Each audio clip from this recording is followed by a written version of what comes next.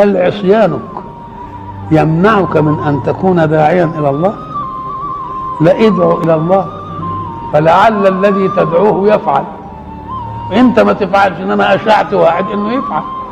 ما يمكن ربنا يعمل عمليه جبر لك اللي خليت واحد يفعل. الرجل الذي كان يطوف وقال، الرجل الثاني سمعه، قال اللهم انك تعلم اني عاصيك. والله اقرار كويس امام ربنا، ولكني احب من يطيعك فاجعل حبي لمن اطاعك شفاعة لي في معصيتي.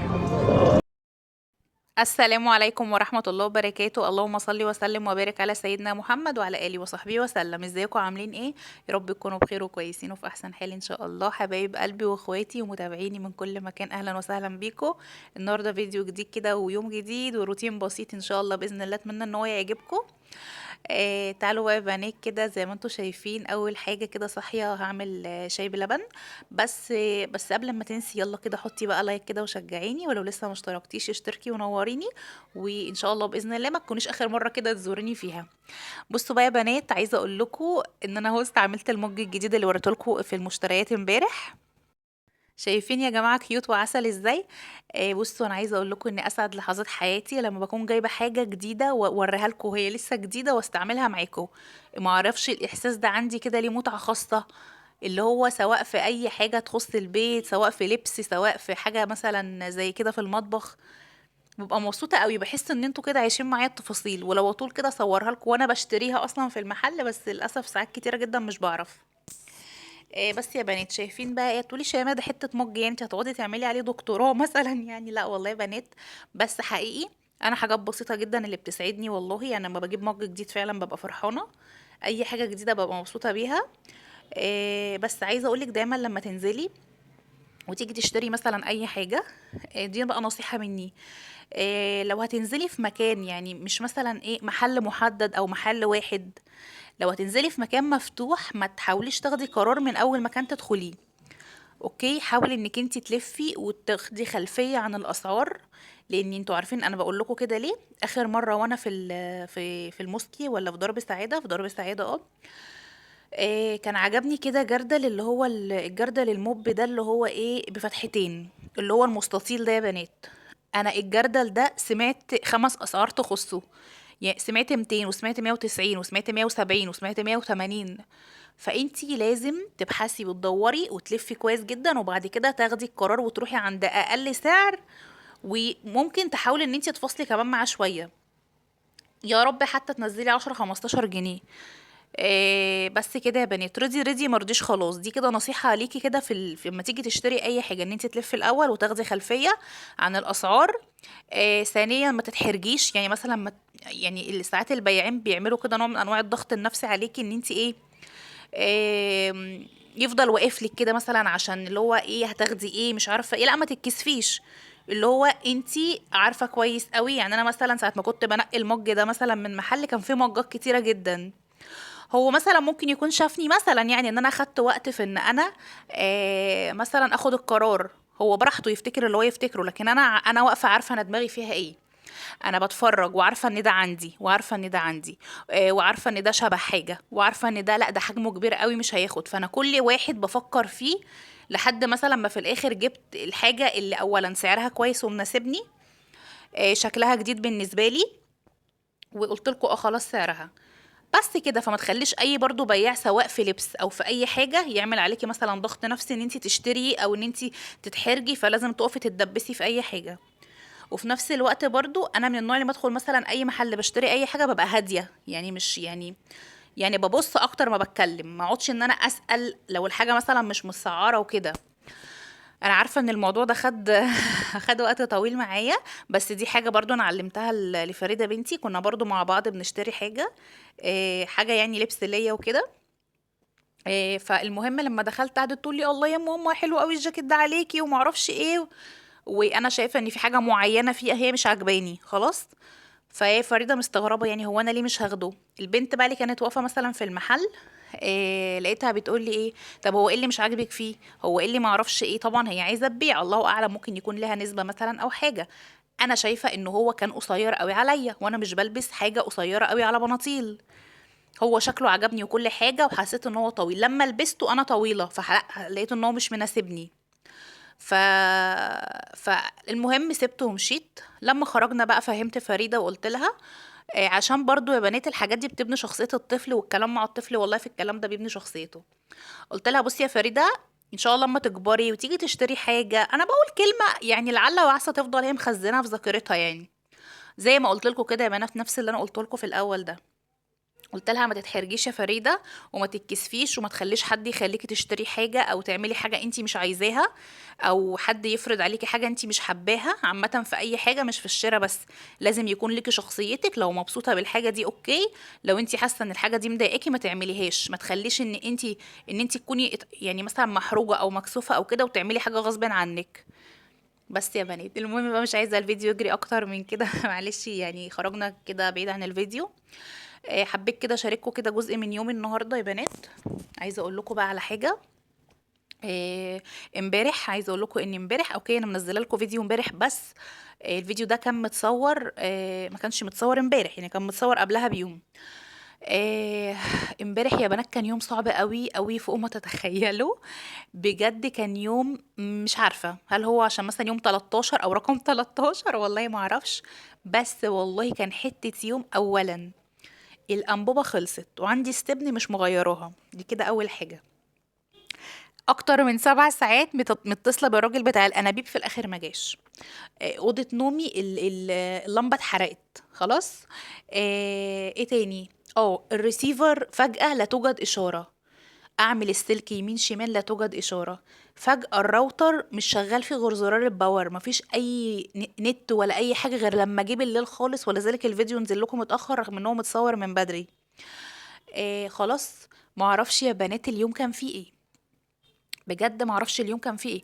بس بتحصل معاكم بقى، انا عايزه اعرف حاجه، بيحصل معاكم الكلام ده ولا لا؟ انا عايزاكم تقولوا لي.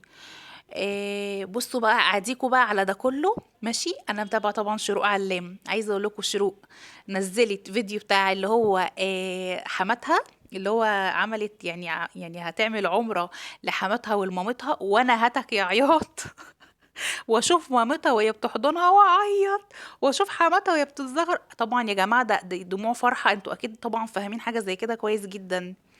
مش قادره اوصف لكم بجد اللي شروق بتعمله الفتره اللي فاتت ده عامل فيا ايه، وبسطني قد ايه وساعدني قد ايه. وهي جميله قوي شروق على المستوى الشخصي، انا اتعاملت معاها شخصيا، وحاجات والله العظيم ما ينفعش حاجات كمان انها تتقال كده، بس هي انسانه في منتهى والله العظيم الاخلاق والذوق. والله مش عشان هي بتظهر لكم ده بس على الشاشة او كده، انا على الصعيد الشخصي كده اتعاملت معاها بجد انسانة قمة الادب والاخلاق. تمام. دودو شانل بقى لقيتها منزلة فيديو انها تمت مليون. دخلت بقى يا نهار ابيض، فرحت لها جدا. طبعا انا دودو من زمان متابعاها، فانا فرحانه جدا انها تمت المليون. وفي نفس الوقت انا فرحانه لها وزعلانه طبعا عشان انا عارفه انها عندها مشاكل. فهتقولي شيماء ايه شيماء ده كله؟ اقول لكم والله بجد يا بنات، فاللي هو ايه، لا لا لا، جوزي جه بالليل من الشغل قلت له بص اتصرف، النهارده اليوم مش طبيعي. المهم بقى يا بنات، علشان الفيديو ما يجريش اكتر من كده مع انه خلاص جري الفيديو خلص اساسا. بحب اشكر كل الناس اللي علقت لي على الفيديو اللي فات. وطبعا انا ما لحقتش ارد، بس انا دلوقتي دخلت بقول لكم النت كانت امبارح حالته صعبه جدا، وهشكركم دلوقتي. وغير ان انا هدخل طبعا هرد عليكم، وهقول بقى اساميكم كده. اول حد معايا شيماء بدوي، وتوتا عيد، وشيماء البطراوي، وامال حسن، وام احمد، ام احمد حبيبتي طبعا، واسماء فهمي، وحلا محمود، وام يوسف، وبسمه، وايمان احمد، وجمانة ستارز، وميدو، وسارة راغب، ولما جورنا، ومطبخ مني، وأم نور، وفيروز فارس، ورشا سمير، وهبة العوال، ومنى مرسي، ويوسف علي، ورضا الرحمن. ربنا يخليكم ليا ويديمكم نعمة في حياتي. انا عارفة ان انتوا، انا هقعد ارد على تعليق. بشكركم جدا والله على اهتمامكم وعلى وقتكم اللي انا باخده عشان تكتبوا لي تعليق.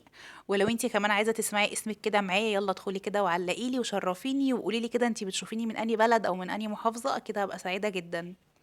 زي ما انتوا يعني شايفين يا بنات، طبعا احنا خلاص حفظنا مع بعض ان اوضه الاوضه دي هي اوضه المعيشه بتاعتنا. فقاعدين هنا بقى، فلازم بصوا طبعا الدنيا بره انا محافظه عليها الحمد لله رب العالمين. في بند كبير قوي قوي اتشال من عليا ان احنا ما بقيناش بنقعد بره في الصاله، كانت الدنيا بتتبهدل جامد جدا، لان انا الصاله برضو عندي ما تعتبرش انها صغيره. قعدتنا بقى هنا، فكل يوم بقى زي ما انتم شايفين كده ترويق. طبعا ولادي بيناموا في اوضتهم عادي جدا. هي يا دوبك كل يوم السريرين بس يتروقوا، لو ممكن اشغل المكنسه.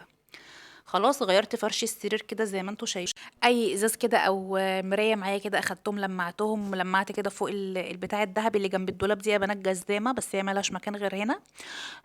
وكمان زي ما انتم شايفين كده عدلت الكنبه. طبعا الناس الجديده معايا، انا طبعا لسه عامله يا بنات الكسوه بتاعه الكنبه دي. كان في حد بيقول لي شيماء قولوا لنا التفاصيل يا بنات. القماش ده كتان اللي هو بتاع الكنبه اللي انتم شايفينه ده، والمتر كان ب50 خدته ب45.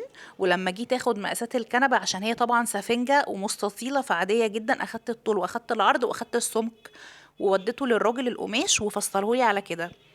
الشلتة اللي هي السفنجة بتاعة القاعدة اللي احنا بنقعد عليها هي طلعت واسعة سنة. ليه؟ لان هو تقريبا عمل الارتفاع 10 سنتي اللي هو سمك السفنج، ولكن هو المفروض ان الارتفاع اساسا 9 سنتي، وانا قايله له ان السفنجة بتاعة القاعدة هابطة عن السفنجة التانية، فهو تقريبا ما صدقنيش. فالمفروض ان انا اشيلها وانزل اخليه يضيقها لي، لان انا ايه بتتبهدل كل شوية مش مشدودة زي بتاعة الظهر. بس يا بنات وحطيت البطانيتين كده تهووا على سور البلكونه عندي وبس، وكنست الاوضه حتى ما لمعتش ولا اي حاجه. وبس لازم اعمل كده يوميا عشان دي اوضه الايه اللي يعتبر اوضه الجلوس بتاعتنا وكده. النهارده اعمل معاكم اكل. انا كان عندي بيتزايه من قبلها بيوم في التلاجة، جوزي كان جايب بيتزا بالليل فكان في واحده ما فتحناهاش، فقلت احطها النهارده مع الاكل. بس طبعا ما كانش ينفع انها تبقى لوحدها لانها قليله. فطلعت كده كيس لحمه وعملته كده لحمه ببصل. طبعا احنا عملنا ماجستير ودكتوراه في اللحمه ام بصل. بمسك الاول يا بنات اللحمه، بشوحها الاول في معلقه سمنه او زبده او زيت عادي، بلسوحها كده من الناحيتين لونها يتغير، بديها الفلفل الاسود بتاعها، وبنزل عليه بكميه بصل كتير عشان تبقى طعمها حلو. طبعا انتوا عارفين بقى طريقتي دايما. وبس كده. وبعد كده يا بنات بنزل بقى بشويه ميه، حوالي نص كوبايه ميه مش بكتر.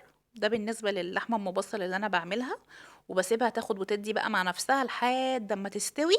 لما بضمن انها استوت 100% بعلي عليها النار عشان بحب ان انا احولها للون الباربيكيو.